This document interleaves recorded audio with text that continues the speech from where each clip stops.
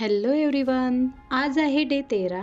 कालचा video ready नव्हता म्हणून आज पोस्ट करते. माझा भाऊ शिवायच्या बर्थडेसाठी बेंगलोरला आला होता आणि आता तो परत गावी जाणार होता. त्यामुळे कालची संध्याकाळ त्याच्यासोबत थोडी छान घालवायची होती. मग संध्याकाळी डिनरची तयारी सुरू केली.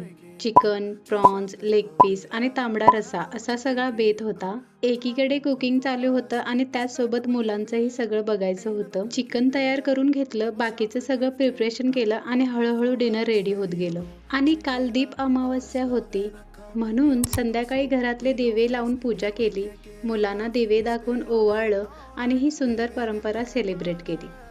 सगळं झाल्यावर फायनली आम्ही जेवायला बसलो.